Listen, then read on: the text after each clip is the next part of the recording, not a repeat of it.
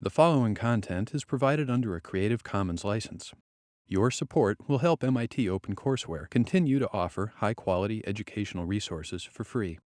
To make a donation or view additional materials from hundreds of MIT courses, visit MIT OpenCourseware at ocw.mit.edu.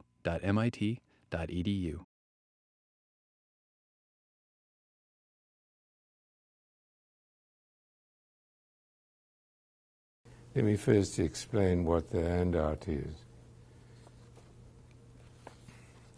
The cover of The Economist talks about a fundamental change in economic use of distance, arguing that if telephonic communication becomes free, what will its impact be on societal life and space? The second part is a book which is now not very popular, called Explorations into Urban Structure. It follows a book called Cities in Space, which contains Melville Weber's classic article, which I'll refer to. Order Within Diversity. It's in the reading, it's in the required reading, so don't worry about it. But the diagram on figure 4 is taken from Explorations into Urban Structure. This was an attempt to make sense of the complexity of interchanges in a contemporary city, particularly in the United States, where there are levels of... This is an attempt to mark a kind of new geography of communication. It's best read about in the text. I just put in this diagram to remind you that if you ever got interested seriously in the questions of metropolitan form and its options, this is material that you should access. Not that it promises any solutions, but like Mel Weber's argument, it says that we need to take more seriously a different kind of attitude towards metropolitan form than that which is conventionally supplied by, I will use Weber's term a bit later in a few minutes. The next pages are two pieces of my own written for the one conference in New York on the downtown, a conference from the Rockefeller Foundation for Urban Journalists. So it's written in a kind of hip way for discussion. But it deals with material on the American downtown and its change. It ends up with a hypothesis that one of the relationships between downtown and suburbs is a homeostatic relationship. Arguably, crudely speaking, that the more you move away, the more you will counterbalance homeostatically. And the growth of exurban America has been correlated to a growth of the center, because the center has grown rather idiosyncratically, given that 25 years ago, it was the absolute destination of disuse and de-establishmentarianism. And the last piece is a response I was asked to give at a symposium here at MIT, where Manuel Castells was awarded the Kevin Lynch Award. And I took a kind of nasty turn and had to deal with the question of whether information technology would help improve city and regional form. I said some nasty things, and A lot of people thought that I was more correct than the panelists, but it wasn't. You can read it in your spare time. These are just notes on the subject that we're dealing with in some ways or other.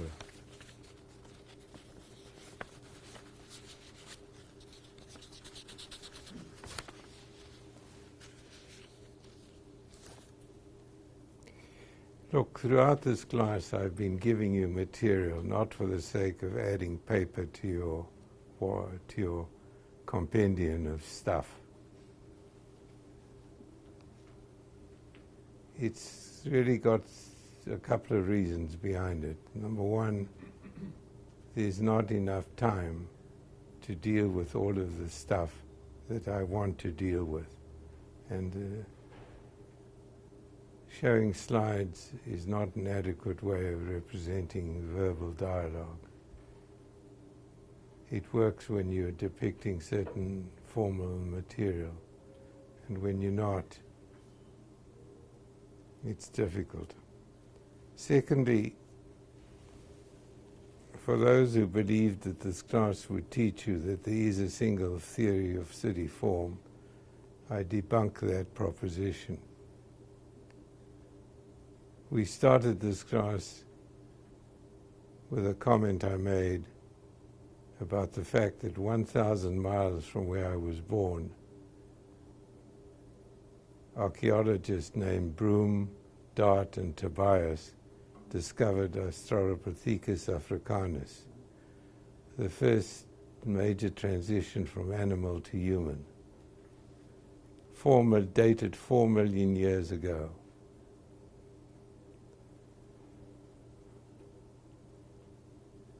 Brain size was 400 cubic centimeters. Brain size today is 1,450. I went through Robin Dunbar's gossip theory about brain size in 150 size communities, and so on. Discussions about the city are very recent. Cities are only 12,000 years old, even if we stretch the time by 2,000 years. I'd say it's more like 10,000 years, as opposed to 4 million.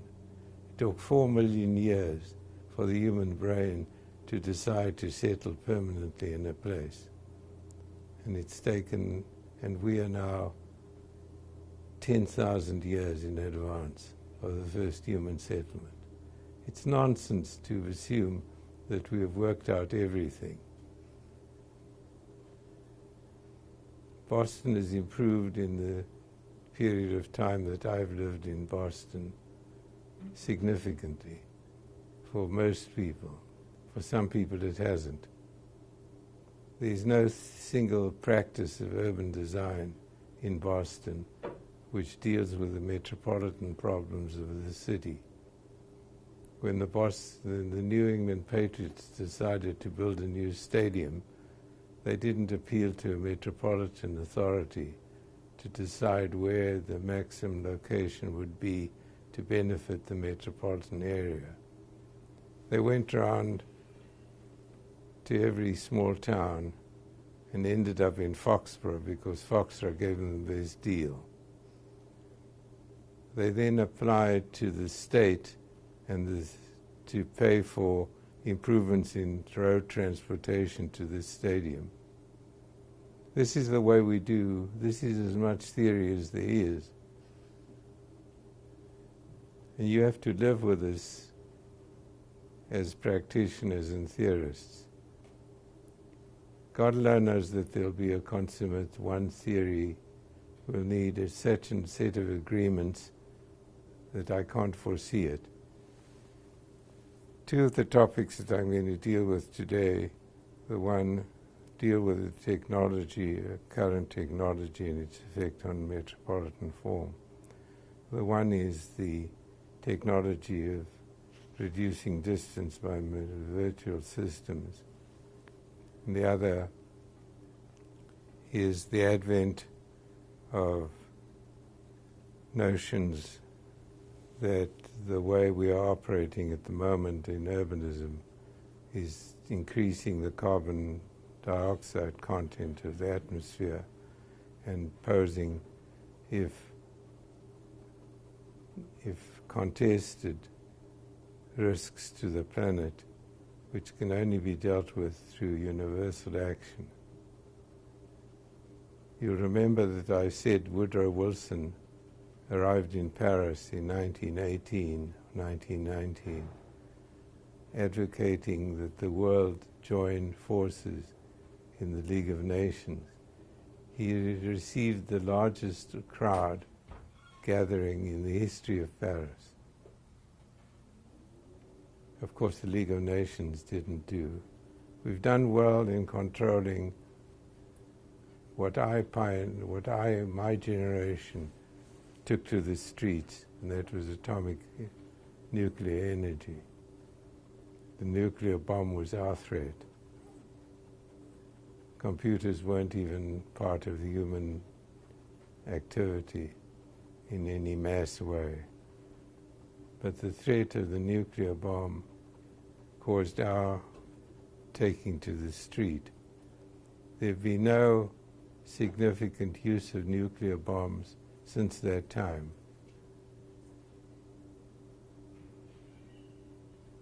How is it that we can agree on, one of the questions I will ask is, what constitutes agreement on matters which emanate out of general goodness?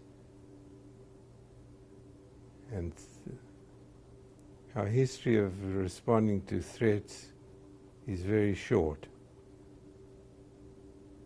Over the last month, in the United States, we've tried to cause people to remember the death of 27 people, I think it's 27, in Connecticut, hoping that the death of small children at the hands of guns would arouse enough enthusiasm for some modest controls on gun use in this country.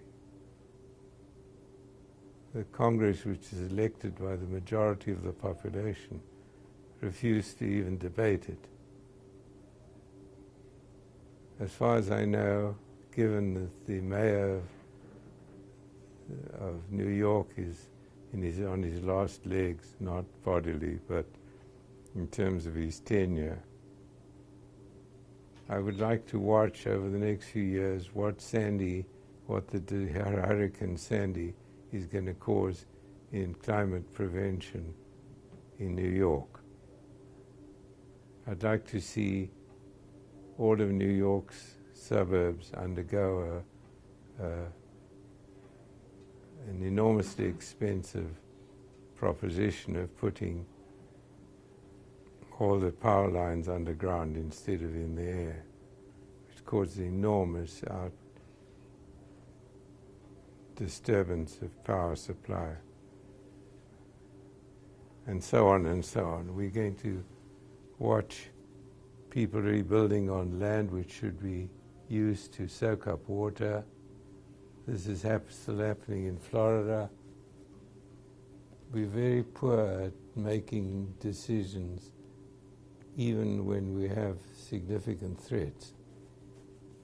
Climate change has no immediate significant threats except for hurricanes in New York and New Orleans. But the correlation between that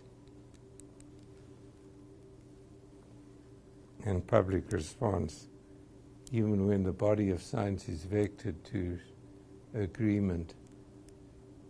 Let me just, while we're talking about that,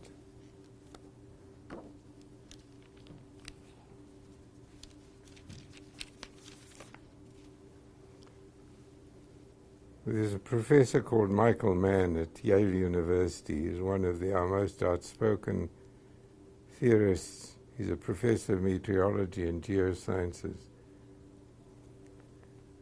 Mann recently wrote a book about his experiences called The Hockey Stick and the Climate Wars. Over the last 15 years, as his research has gained prominence, he has been called a liar, a charlatan, and a scumbag. His critics have demanded his arrest. Blogger Mark Morano called for him to be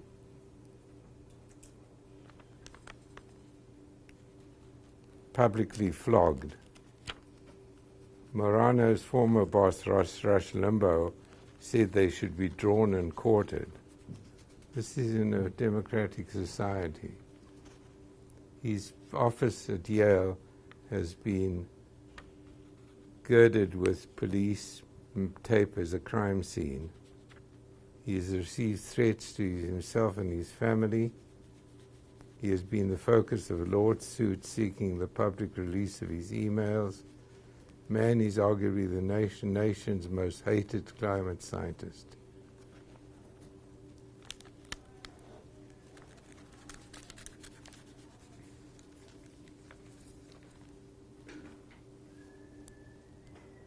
I will argue that there are two threats to urbanism in the form that we're now practicing it.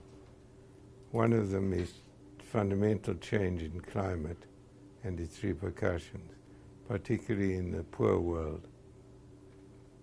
The region around the Himalayas is particularly susceptible, and one of the poorest regions in the world, from Bangladesh all the way to Iraq, around to southern China. And secondly, the question of social equity, which I'll discuss somewhat on next Tuesday. These are the two unresolved world problems. The one is new, human engineered. The other is old and human engineered as well. There have been thousands of books written about the right of us to achieve wealth at the expense of others. Marx contended with that argument, but didn't take into account the pursuit of wealth and power by the people who put his theory into practice. But I'll try to do some of this summary in more extensively next Thursday. Let's go back to the American city and distance.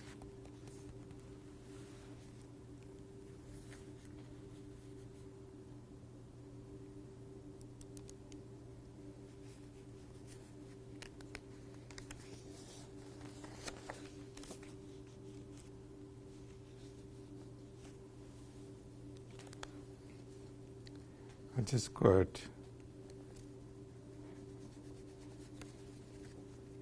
in my little comment with Castells. I quote from an article in Time magazine, February the 21st, 2000. I quote, this is from the architect Wes Jones's work. Computers promote a dramatic trend towards decentralization, allowing people to spread out and live and work anywhere. Now my comment is this despite the fact that downtown residential growth in US cities is now at the same rate as for metropolitan areas. Secondly, the vastness of cyberspace increasingly satisfies the craving for more space, so the house and yard will shrink to a more supportable size. This despite the fact that the average US house is now 50% larger than in 1970, while family sizes declined by 20%. It's unfortunately true that architecture borrows a lot of its ideas for complex reasons from people who decide to make a proper solution to a problem and then state it as fact. It's impossible to take Corbusier's writing on the basis of factual evidence. Yet he's the world's greatest architect of the 20th century. This discrepancy is interesting because it's associated with factual observations such as these made by Young and claiming to be on his way to fame young architect. Polemic and manifestos and pamphleteering don't reach the level of Goebbels in Nazi Germany, but they come close to, I think it's part of the notion of the whole complex act of the brain in producing architecture. It involves so many domains of knowledge which have to be brought together and traded off. And what gets traded off in favor of many others is the notion of creativity, the notion of producing unique resolutions. When I did the architecture education study, it was interesting to see how many young people, young architecture students, said they chose architecture because it was both creative and respectable. That it had the creative, they had the ability to be creative, not work in a large corporation and take orders from above, which most architects have to do. But it pitted a life in law and corporate business against architecture, because architecture was creative but on the safe side of creativity. It wasn't playing jazz or going to the theater or going into painting or going into media, whatever. It combined rationality, science, and art in a unique way. This has been the dogma of architecture almost since it started. And it's created a world of greatness. Architecture is not to be denounced. But when it comes to urbanism, the truths that come from architectural statements, Mel Weber asks the question, which is an interesting question. He says, "We have often erred, I believe, in taking the visual symbols of urbanization to be the marks of the important qualities of urban society. We have compared these symbols with our ideological precepts of order and found that they do not conform. And so we have mistaken for urban chaos what is more likely to be a newly merging order with signal qualities of complexity and diversity."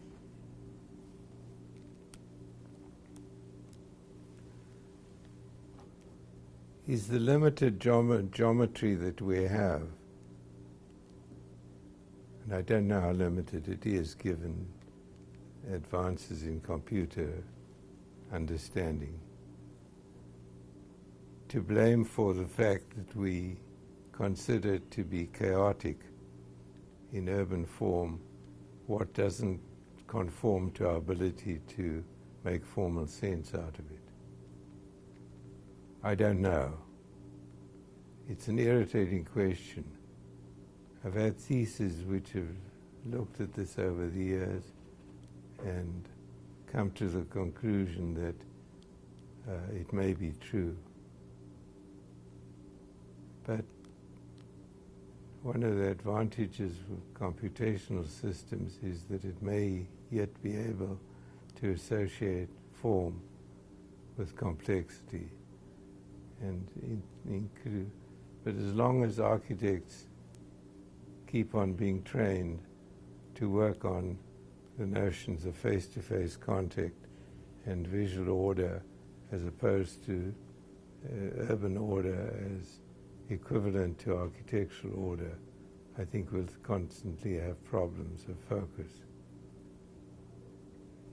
So Weber, who's a great social scientist, professor at the University of Berkeley, now retired, raises this kind of question. He says that, I like to quote from writers rather than paraphrase them. It is now becoming apparent that it is accessibility rather than propinquity that is the necessary condition. As accessibility becomes further freed from propinquity, cohabitation of a territorial place, whether it be a neighborhood, a suburb, a metropolis, a region or nation, is becoming less important to the maintenance of social communities.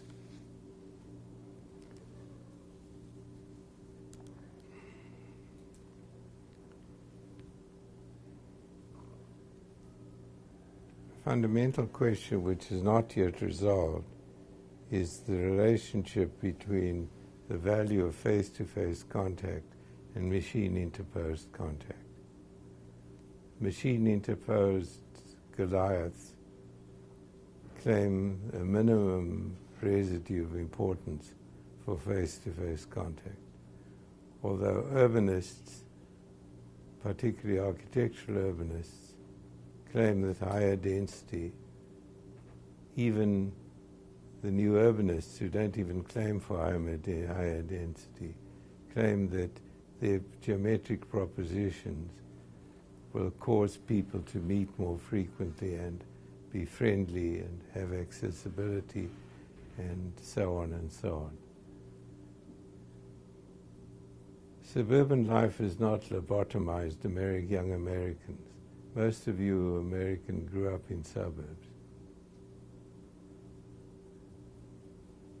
I'm not arguing for the fulfillment of life in suburban America, but I'm arguing against the proposition that they are death, that there are other reasons why American urbanism doesn't work. There's a history to the growth of suburbs in America. They didn't occur all at once. In fact, the latest advent of computation and virtual communication is only a new layer on a set of facts that already, the first was already occurred before the 20th century. That's the advent of this telephone. You read the book, The Social History of the Telephone. I think a part of it's on your reading list. Let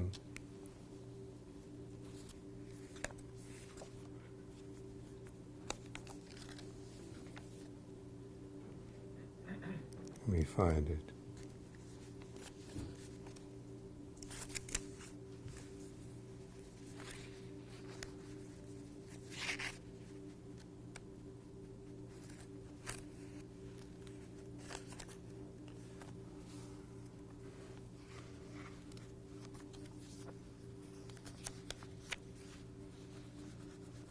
Okay.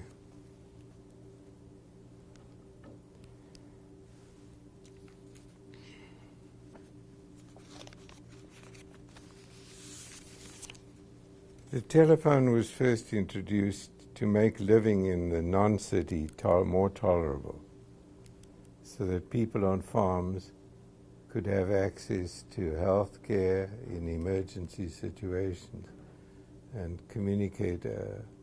They were seen as the people most deprived. The advent of the telephone created two contrasting situations. You couldn't have a skyscraper without a telephone. If you had to have people running up and down to communicate over 100 floors, you'd soon have a bunch of tired workers. In fact, secondly, the rural population, depending on telephones, has become urbanized.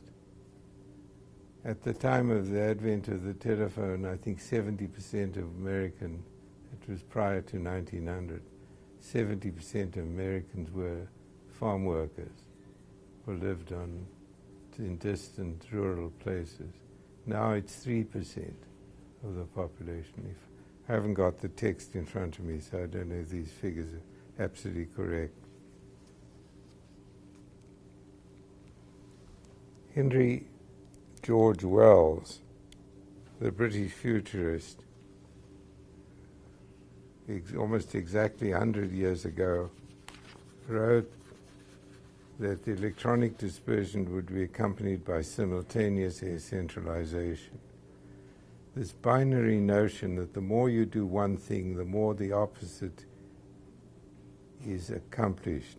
Marshall McLuhan did it arguing for the fact that the cinema would not disappear given the advent of television.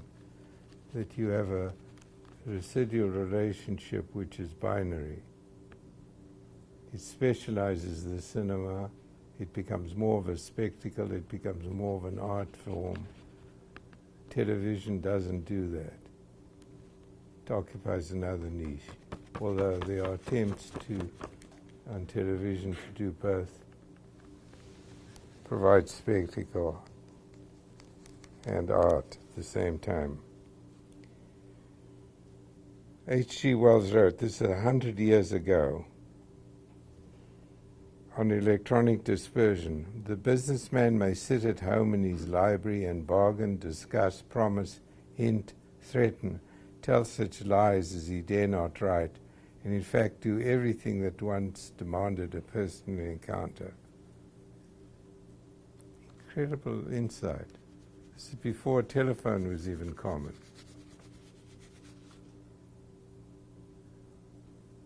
And so the center will be essentially a bazaar, a great gallery of shops and places of concourse and rendezvous, a pedestrian place, its pathways reinforced by lifts and moving platforms and shielded from the weather, and altogether a very spacious, brilliant, and entertaining agglomeration. I couldn't think of a better verbal depiction of Moses King's depictions of New York, which we looked at on Tuesday. And in fact, a Friday night at 6 o'clock in the evening in downtown Boston.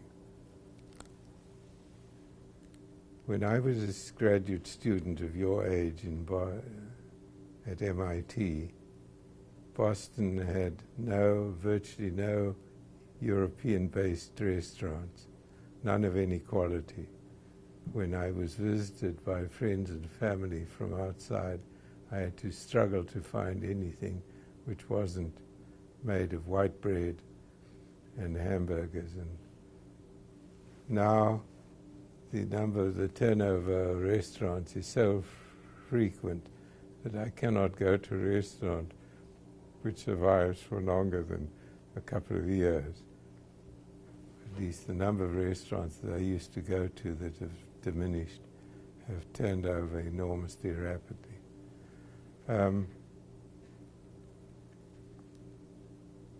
What has caused downtown Boston to be attractive? I list in my piece a number of moves, both introduced by the city and both introduced by the change in culture. Who would have predicted that the United States would invent a coffee bar, which you now find in Cambridge, England, on the main street in one of the more conservative zones of the world? Who conceived of the idea of inventing a coffee distribution system in Seattle, of all places? These are curious predictions, but they have something to say about the centralization and decentralization of the world. What seems to be happening is that the centers, parts of our cities, are doing reasonably well compared to where they were. Manhattan was virtually bankrupt 30 years ago. I'm not getting my dates absolutely correct, but I'm guessing back. At the same time, we have suburban growth. Suburban growth started with the streetcar suburbs, according to the book by professor in urban studies. Warner. Sorry? Sam Bass Warner. Sam Bass Warner, yes. I'm just confusing names for the moment. Sam Bass Warner's book is obligatory reading. The notion was that you could move to Newton, commute by streetcar suburb, and if your wife needed help, she could telephone you in the central business area, and you could do something about it, or as far as possible. The moving outwards, out of the center of cities, has probably been a doctrine of space form since the beginning of cities, where it was possible. If you could overcome communication costs, if you could survive onslaught from people who wish to take over your property, if you weakened Mircea Eliade's premise that at the same time as archaic man took information from the celestial system, he also had a notion of centeredness, that the center was important. We've reduced the notion of centeredness. I think in my slides of Boston City Hall Plaza and in Georgios, who's doing his paper on the perceptual space of Boston City Hall Plaza, you get a redundant configuration of the use of the center. This redundancy is part of a process of interchange between outskirts and center. We've reduced the importance of centeredness. I could read you from Fishman's writing about a couple who live in New Jersey. He travels to New York State every morning on the freeway, where he has a job in White Plains, New York. She teaches in a school 20 minutes south from their house in New Jersey. The kids go by, get dropped off at school or picked up by automobile or buses. They visit Manhattan, the center of their universe, once every 6 months to take the kids to a museum. They get the New York Times, they watch television 6 hours a day over weekends, and so on. This is a typical contemporary suburban family. They send their children to university, probably to good universities, because if you take evidence from Napierville, as I discussed on Tuesday, people spend more time on making sure that kids get the right form of education in this class of people. The dilemma in this country is not that people don't care about education. They either don't have the capacity to do anything about it, and therefore our educationalists.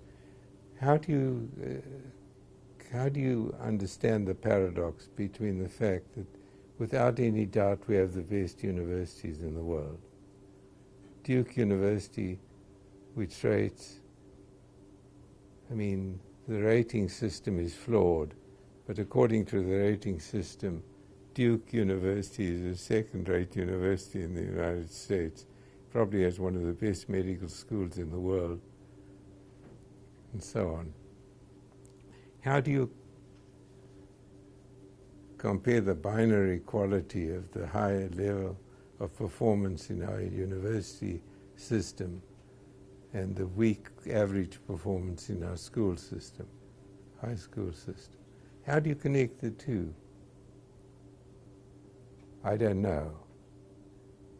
It's a proposition which has to do with a number of factors in this country, and we haven't got time to go into them. But the move to the suburbs was accomplished by a number of things. Technology, the telephone initially, the septic tank, which allowed you to find a unit of occupation independent of a municipal system, waiting for the municipal system to come. The capacity of developers to operate quite freely to maximize profit. The advent of the federal government in believing that home ownership was an important stability factor in a good society. Herbert Hoover and Roosevelt endlessly talk about, and the legislation which allows Americans to deduct real estate tax and interest paid on their house as factors in minimizing their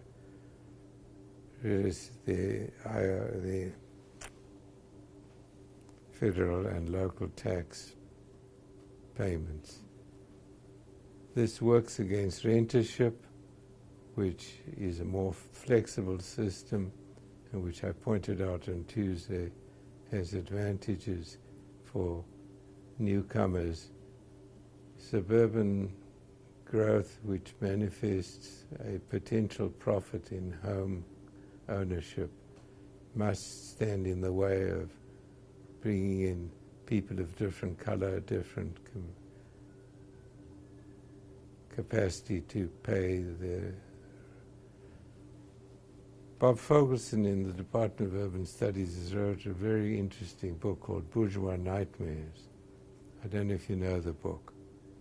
It's a history of the restrictive system of American suburbs. He focuses on Pacific Palisades, which is a couple of kilometers from downtown Los Angeles. It was one of the largest suburban developments in American history. It was designed by the sons of Frederick William Olmsted, the greatest American landscape architect. It would not allow renters. It would not allow anybody but the Caucasian race. It virtually did you had to conform to a profile of whiteness, income, etc. Restrictive conditions were part of American suburban growth, and only court legislation much later on provided equal access to American suburbia. So American suburbia, like Newton, well, I don't know the history of Newton, but would be an adjunct for white, well-to-do in the initial phases, rescued by the telephone and the septic tank. With the greater liberalization of American space, the suburbs took on an independent economic force of their own and slowly disseminated the distance and time spent commuting to the center of the city. Shopping first, the first shopping centers were in Framingham, Massachusetts. That led to larger size shopping centers, Mondawmin in Baltimore, ending up with the gigantic complexes in Minnesota, and so on. Work followed. There are more offices in northern New Jersey than in Manhattan. Believe it. If the metropolitan space of New York includes northern New Jersey as a metropolitan space, as it should, There are more offices in northern New Jersey than in Manhattan, which is not part of the human perception. There's more commutation. Over 50% of work commutation today is from suburb to suburb and not from suburb to central city. There are a number of these indices. The suburban world has become a world of its own, in one sense, not dependent on the central city. Now, would you expect to be in City Hall Plaza on a Sunday morning? Somebody living in Newton, watching television for 6 hours, having friendships which now can be accomplished over large distances. I want to recall an incident in London. A number of years ago, London road system has never been expanded significantly, despite the increase in automobile use, quite a large proportion. London proposed building a box highway to make transportation from southern parts of London to northern parts and east and western parts, as the city was expanding, more possible without crossing the center of the city. All architects and environmentalists opposed this move, saying it would just, highways were just opportunities for more automobiles, more negative consequences, aesthetic disparagement, and so on. The New Statesman, which I used to read because they wrote such good English. I learned to write English from reading newspapers, good newspapers, not from any other source. The first international publication I ever published, I rewrote 16 times. So those of you, especially those of you who are foreigners, believe you're going to write a thesis in a week in good English, forget about it. Learning to write, like learning to draw, is a slow process. You assume that you learn to draw as architects in 5 years and don't learn to use language properly. Anyway, that's beside the point. But the New Statesman had an editorial which attacked the opponents of on the grounds of social equity.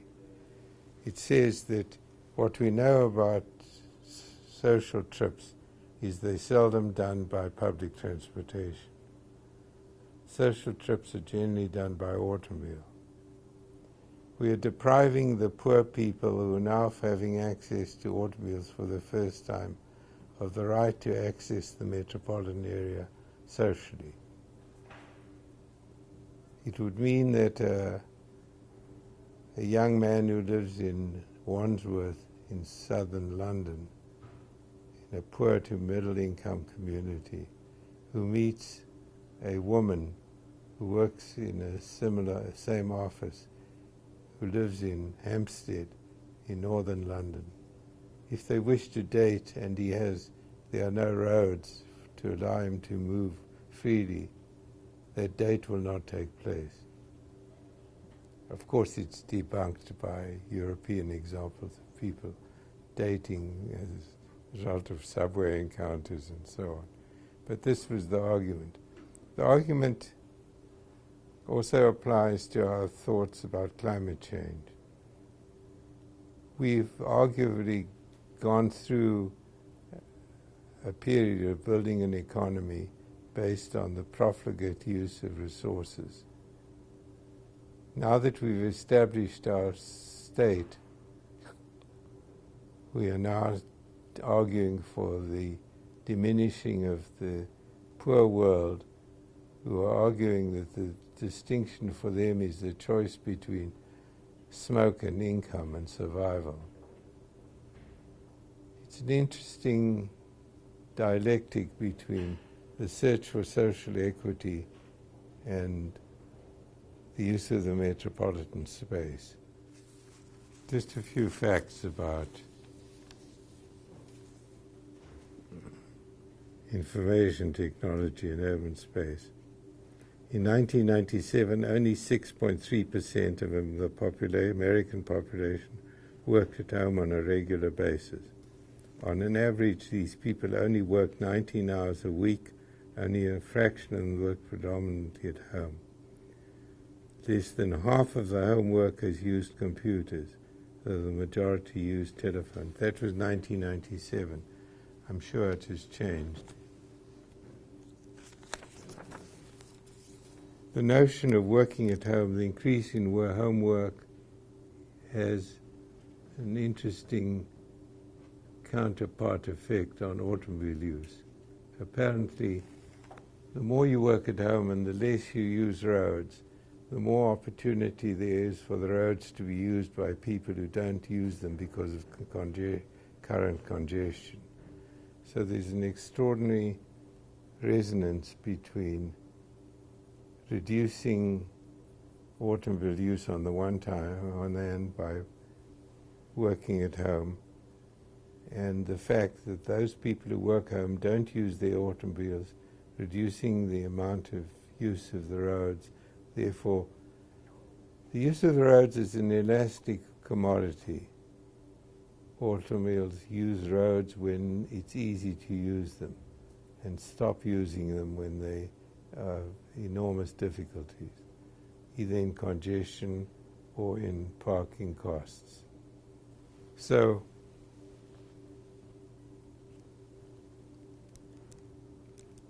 one of the notions of reducing automobile congestion is having people live close to where they work. This is absolutely antithesis to the idea of a liberal society. Again, you have a problem. You live in a metropolitan area because you have access to free economic opportunities. Your husband and your wife work in different places. Much of this thinking comes from pre-women work, comes from suburbs such as Levittown or Framingham, where women didn't work and had time for social life.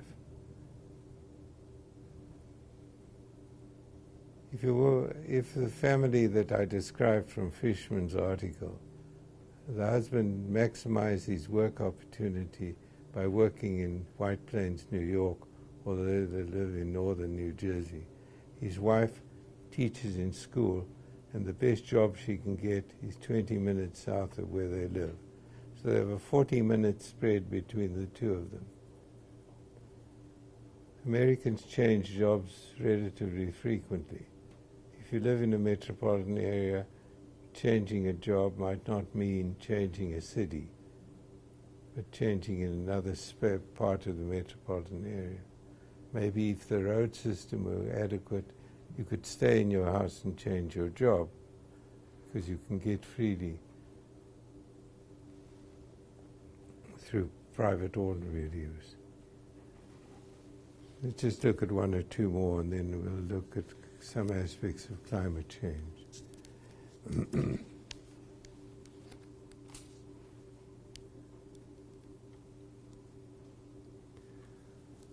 I quote, "So far cell phones haven't directly altered the look of public space, but rather provided more flexible use patterns than." A study done of Boston cab drivers says that cab drivers are relying more and more on information from cell phones than they are from teleradio, which they say is full of static-plagued interference. The cell phone is more timely and accurate than anything that comes out of the static-plagued radios. I never thought that cell phones would make taxi life better.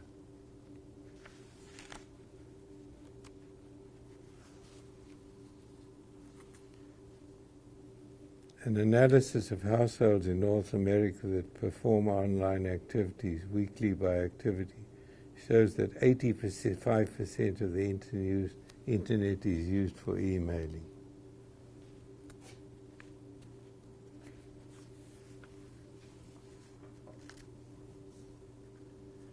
The world's poverty gap has doubled in 30 years during the rise of information communication technology.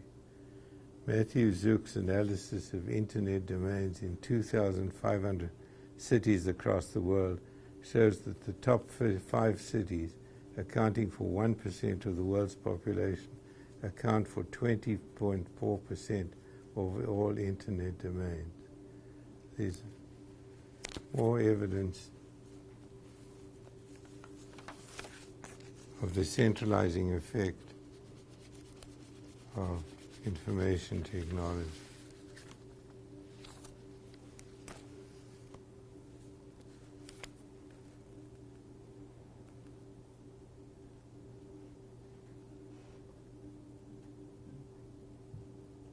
Our empirical work suggests that telecommunications may be a complement to, or at least not a strong substitute for, cities and face-to-face interactions. This is not written by architects, but by urban theorists. So we are currently in a domain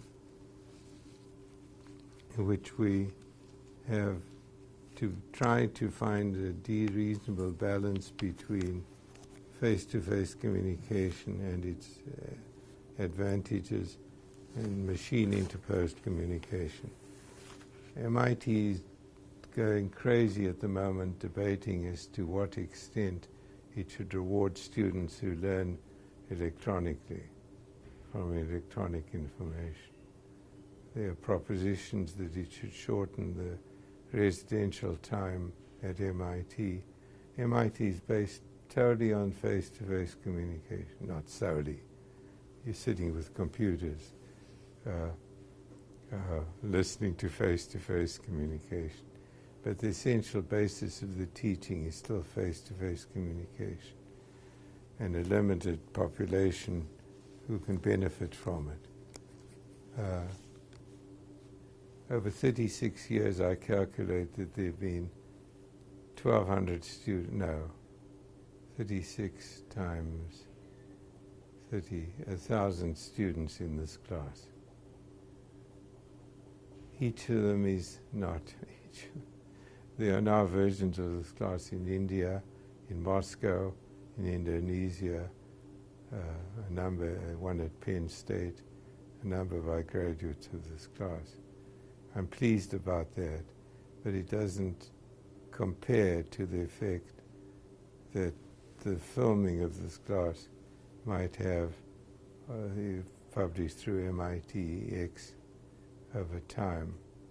But the essential domain that you're living in is to make sense in your work of the still unresolved balance between face-to-face contact, which most architects prefer and which most pre-computation in theorists have accepted as the basis for their work.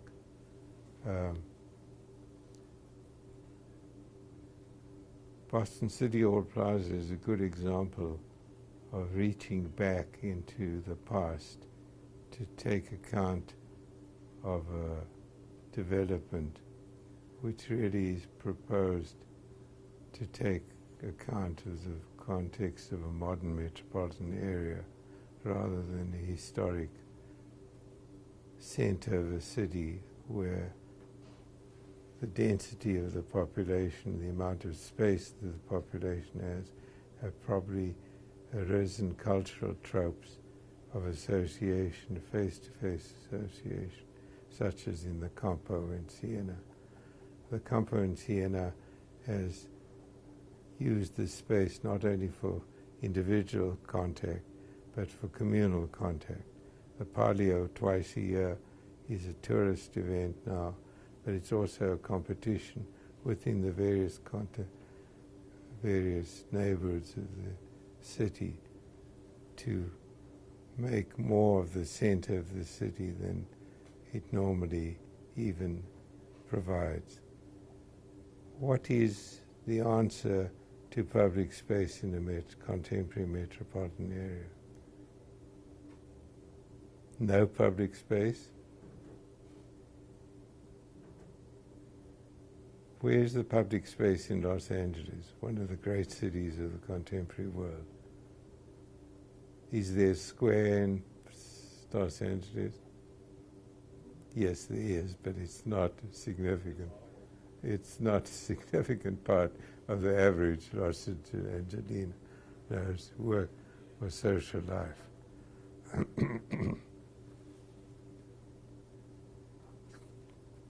And yet it activates enormous economic production. It's not backward in its social life. It has one of the best symphony orchestras in the United States, playing perhaps the most advanced music in this country. Hollywood hasn't gone backward and died, much though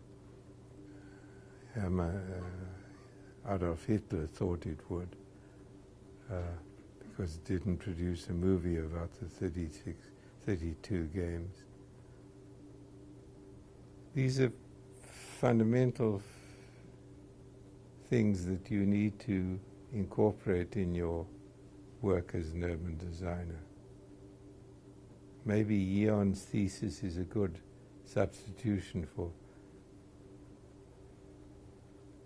There are now 125 farmers' markets in the metropolitan metropolitan area of Los Angeles.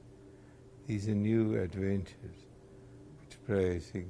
which introduce a form of public activity, a decentralized form of public activity, where commerce, which is still probably the foundation of American public life,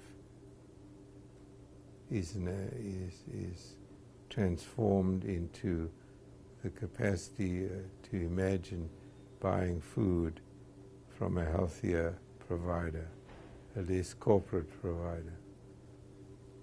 There's a good thesis done here about 4 or 5 years ago on the farmers' markets in Los Angeles as public space.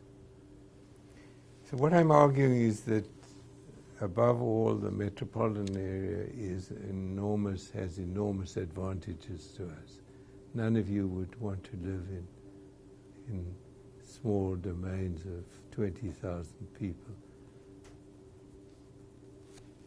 unless you choose to live unless you have enough wealth to live in Aspen, Colorado, where there are more private airplanes at the airport than any other city in the world per capita. One of the problems about climate change is that it's not threatening enough.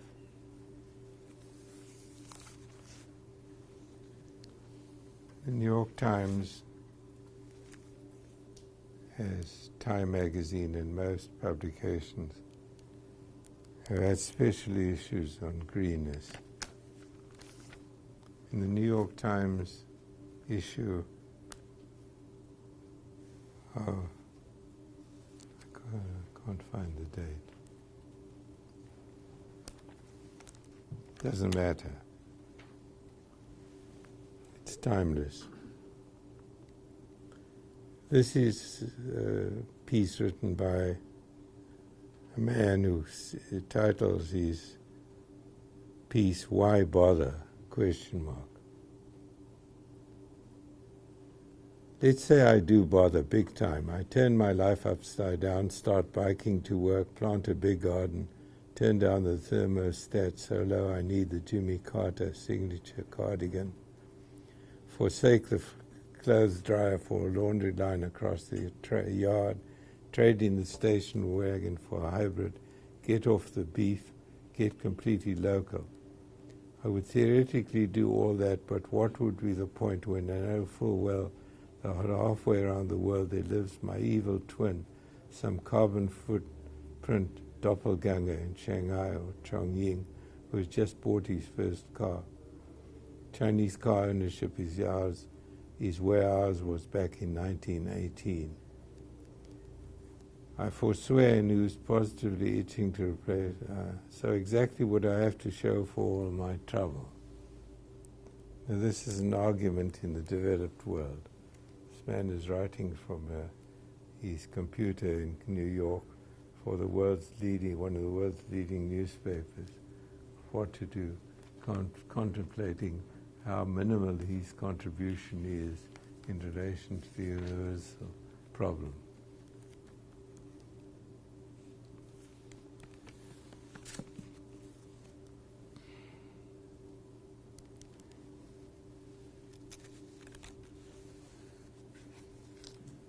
The universality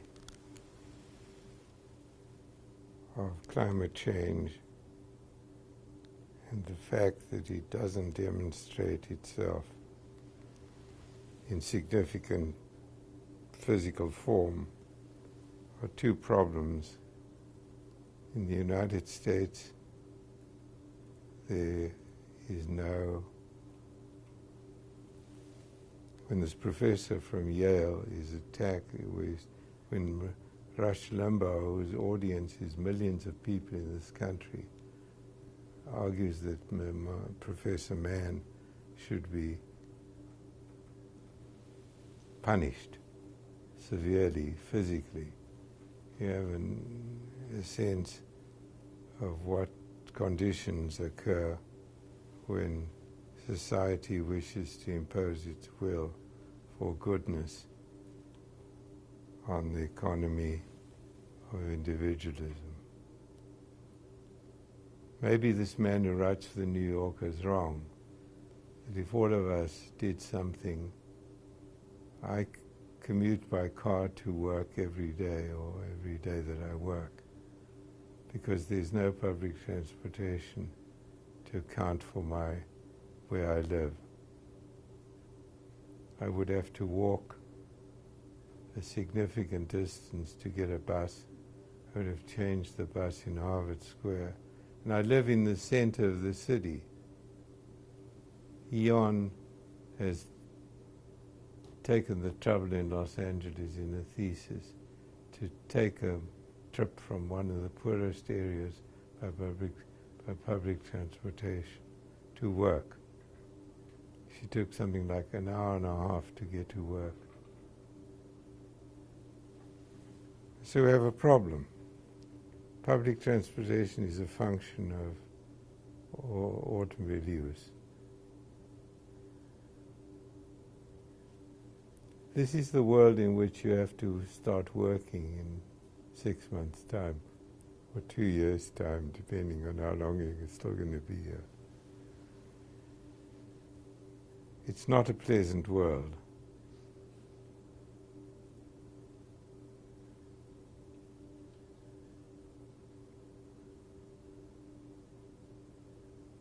I'm as much a bad citizen as the man in New York City. And yet I morally proclaim a lot.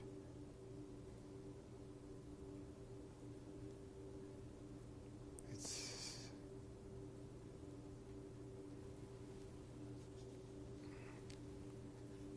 43% of carbon dioxide production comes from buildings.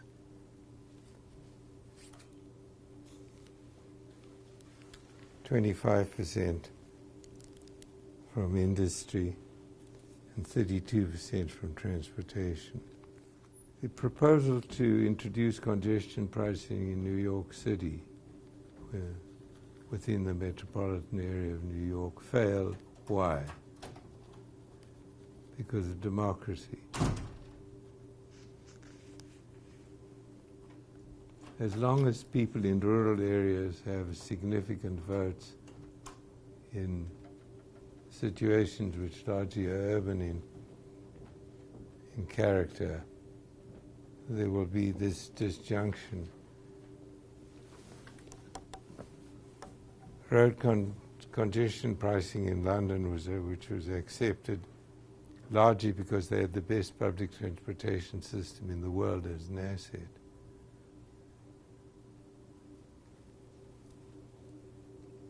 Failed when Ken Livingstone, the mayor, proposed the attempt to charge people by the amount of carbon dioxide their automobiles or their vehicles produce. The congestion pricing specialized congestion pricing failed in London. Congestion pricing has been able to be imposed in societies which have very strict allegiances to the state, such as Singapore, and will become much more common. In this country, it will, I expect congestion pricing to become a phenomenon of modern China, but have a slow advent in the United States. And just look at some of these images. On the left is a typical proposition of mixed-use growth in an American inner suburb. Steady on, Judas. The phone is ringing. At the Last Supper. And Botticelli's Primavera painting. He wants a word in your shell-like. Next. One of the attempts to improve the monumental quality of the freeway on the left is a project to change the shape of the intersection, and in Italy, a rather glamorous and attractive infrastructure change. Next. A proposition which I mentioned on Tuesday, which we looked at MIT, for the introduction of small vehicles which could operate on the distributor system, which would be with arrow points too, and also could transfer to a line-haul system. And this is an attempt to design an interchange to take the vehicle from its residence, its temporary use on the line haul, and its circular use in the distributor system. It's never been applied. Next.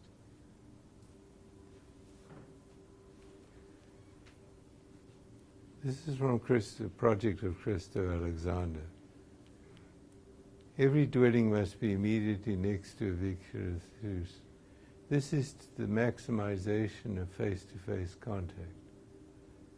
Each dwelling must contain a transparent communal room with the following properties.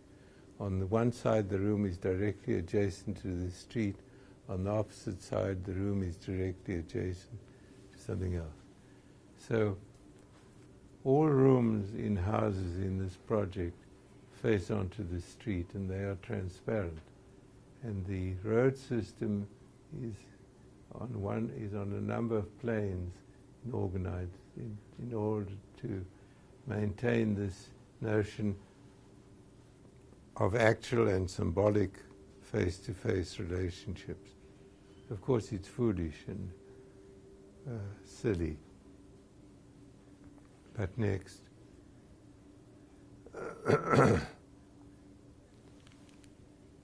These are two sitcoms. On the left is the Brady Bunch, which produced 117 episodes between 1960 and 1970-something. It depicts urban conditions. This was a house which could have 6 children in suburbia. There was no conflict with the outside world. You spread yourself. This is a divorced husband who was an architect. His wife, Carol, had 3 daughters. He had 3 sons. And the lady next to Carol is the housekeeper. This is the tranquil American suburban situation. I can read you some of the episode stories. They deal with personal conflict growing up, how to live in a family, what to do when one of the children is nasty, and so on. On the right is a subsequent television sitcom called Different Strokes. I don't know if any of you have seen these. Different Strokes deals with a man, a wealthy white man, an aged man, whose wife died. He adopts two black kids. He has a natural-born daughter who's standing there. The topics, the situation is in a downtown American site. The topics deal with drugs, warning children not to be attracted in the street by strangers, sexuality, urban conditions. There are two images of the center of the American city, and the good life in the American suburb, which is, of course, not attainable for all of these happy people. Somebody should write a piece about the contrast between, Ricardo, you should pick these two up and indicate what they say about American metropolitan life. Who influences the ideas? Examples in Mexico. Sorry? I can give you a few romantic examples in Mexico. Yeah. It's so fun.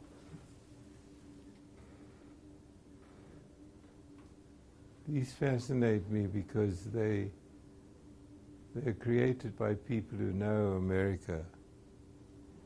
They're very interesting.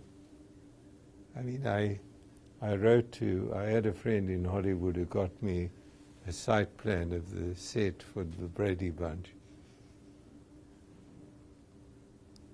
And I was going to write about these two, but I never did. Next. Bill Mitchell's attempt to denote in a number of categories, public space, retail transactions. The category above is go there same time, go there different times, connect remotely same time and different times. He's trying to indicate what the space is where we use face-to-face communication, and space which can be connected remotely. Next. Talks the same in work. The education, classroom, lecture hall, teaching, laboratory, design studio, as opposed to live broadcast, video and conferencing class, shared interactive environments, SimNet, different times, non-circulating library, a museum, a language laboratory, and so on. Next. There's a project in Fort Worth, Texas, which is essentially a metropolitan project. It's for Alliance Airport, the first and only passenger-free airport in the world. It's at the intersection in the metropolitan area of Fort Worth of the Highway 35, which runs all the way from Mexico to Canada, the Santa Fe Railroad, which connects Texas to the Pacific Ocean. Next.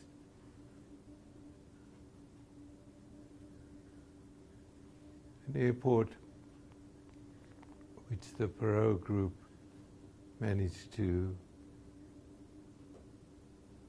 get done politically on the brilliant idea that congestion of goods when associated with passengers makes transportation of goods very difficult. And next. This is the American Airlines' largest repair facility in the world. Federal Express chose Alliance Airport as its after central headquarters in Memphis. Next.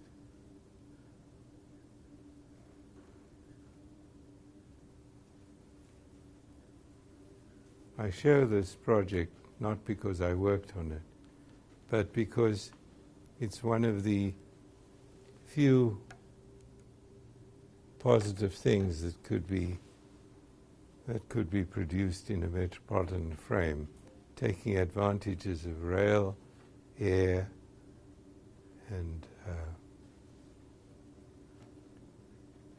train. Instead, what we now do in Boston is schlep high-octane gas across the harbor to embankments in Chelsea.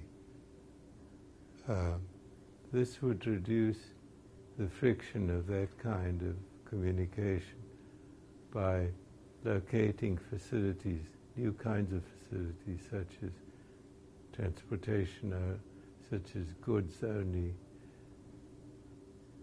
You cannot send goods electronically. I was at a conference in Euro Disney in Paris once, where a physicist from British Telecom argued that he foresaw a future in which physical goods would be able to be dematerialized, sent electronically, and reassembled at the other end. That will wait for your generation. I don't see the physics being easy.